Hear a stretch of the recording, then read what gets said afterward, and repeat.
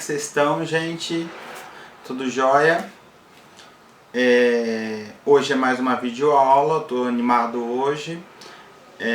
Hoje nós vamos falar sobre povos brasileiros. Eu já falei com vocês de maias, de incas, de astecas. Hoje nós vamos falar dos indígenas antes da chegada dos portugueses aqui no Brasil. Então, tá aparecendo aí para você agora um mapa da quantidade de povos indígenas no Brasil. Então eu vou ler alguns nomes que são considerados os mais numerosos e, por causa dessa quantidade de pessoas, os mais importantes, tá? Então a gente divide os povos indígenas brasileiros pelo grupo linguístico, pela língua que eles falam. Então tinha os tupis, os gés, os aruaques e os caraíbas, entre outras, logicamente os tucanos, os charruas, né? Os caribes e assim por diante. Então tem uma lista aí para vocês. Os que ficaram mais famosos para a maioria dos brasileiros foram os tupis e os guaranis, que inclusive com a chegada dos portugueses acabaram dando origem a uma língua que é uma mistura das duas línguas deles, que é o tupi-guarani. O que eu posso falar dos maravilhosos indígenas brasileiros? Primeira coisa, eu gostaria de te dar uma advertência. A gente normalmente não usa mais a palavra índio. Tá passando uma moto aí, desculpa.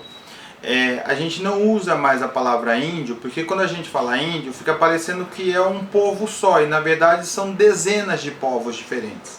Então a gente procura usar sempre no plural, indígenas. Tá? Os povos indígenas brasileiros, dos quais eu sou bastante fã, confesso aqui publicamente, eles eram os povos mais igualitários que nós temos notícia na história humana. Tá? Isso quer dizer o que, professor Ricardo? Isso quer dizer que não tinha pobre miserável entre os indígenas. Não tinha um é rico e o outro está passando fome. Isso não existia entre os indígenas. O que era de um era de todos. Tá? Então, uma tribo, um grupo de indígenas, eles normalmente se reuniam em tribos de 500 a 750 pessoas. Não é 750 mil não, é 500 pessoas a 750 pessoas, tá? E eles nesse grupo, nessa unidade que era autônoma, independente de todas as outras, eles viviam sempre de forma muito coletiva. Então, o trabalho indígena ele é um trabalho coletivo, todo mundo faz junto e todo mundo partilha aquilo que foi produzido. Tá? Dentro disso, existia um líder que liderava, ele não mandava, ele liderava, tá? Chamado de cacique. É importante que você perceba que o cacique não dá ordem para os outros índios. Ele não apontava o índio e falava assim, vai fazer isso, vai fazer aquilo. Isso seria muito estranho entre os índios. Isso era uma decisão coletiva. Os homens hoje vão caçar, então eles vão caçar. Os homens hoje vão pescar, então eles vão pescar. Nós vamos agora guerrear contra outra tribo, então decide coletivamente e todo mundo participa disso junto. Então o cacique ele é uma liderança. Ele é o cara que na hora da batalha todo mundo quer estar perto dele, porque ele é um grande guerreiro. Ele é um sujeito que está sempre disposto a trabalhar pelo grupo.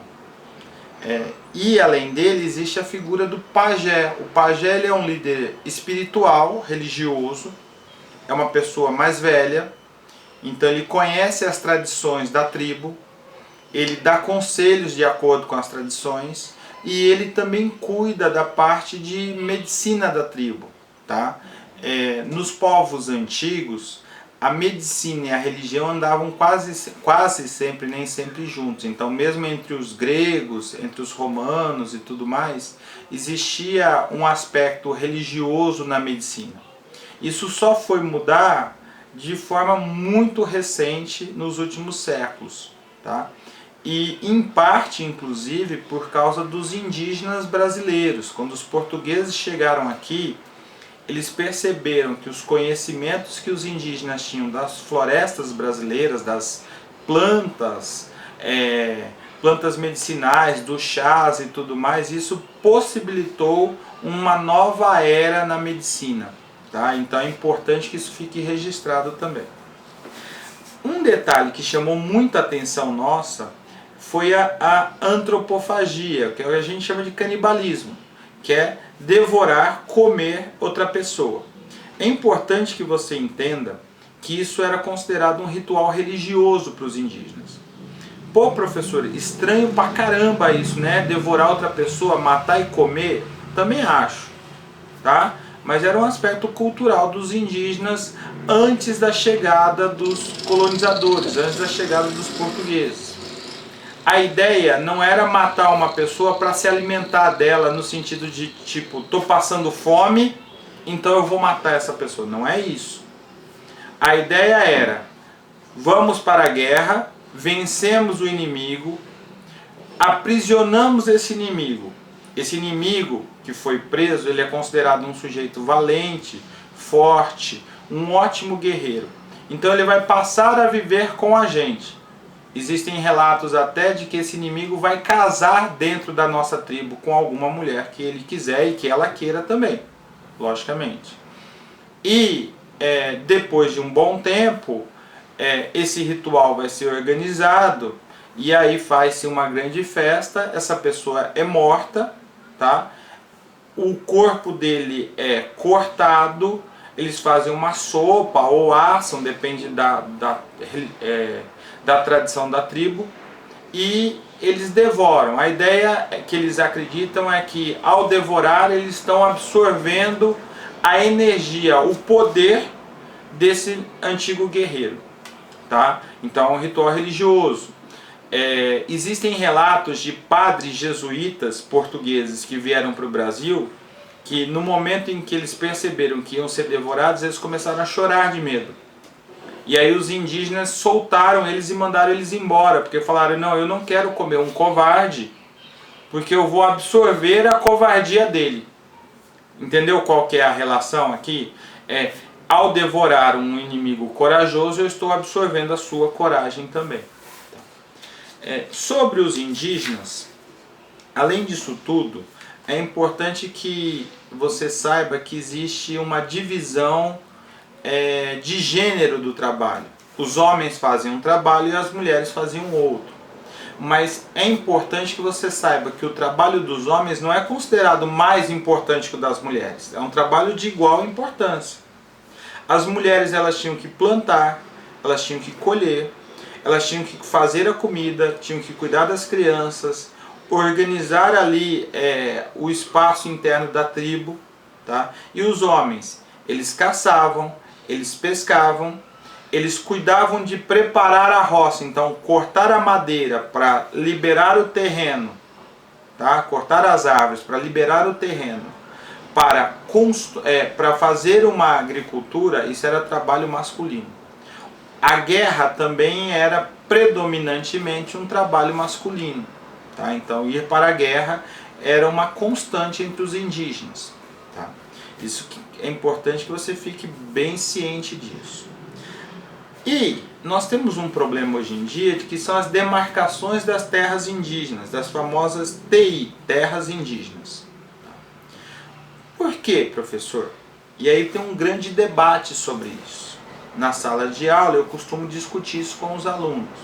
Eu quero que você entenda alguns aspectos, tá? Importantíssimo na nossa narração aqui. Tá? Que aspecto, professor? Eu quero que você entenda o seguinte. Na nossa sociedade, vamos supor que eu trabalho 8 horas por dia, né? 40 horas por semana, 44 horas por semana, que é 8 horas por dia, mais 4 horas no sábado, que é o que a maioria das pessoas faz. E vamos supor que eu ganho um salário, sei lá, de 5 mil reais, de 3 mil reais por mês.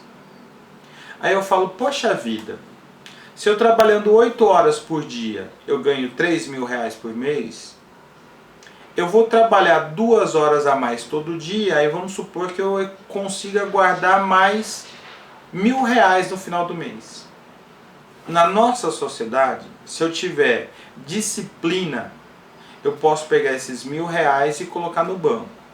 A maioria das pessoas não faz isso. Por quê? Porque está sempre faltando dinheiro na nossa vida. A maioria de nós não é rico, né? Então, R$ 1.000 a mais para quem ganha 3 faz muita diferença.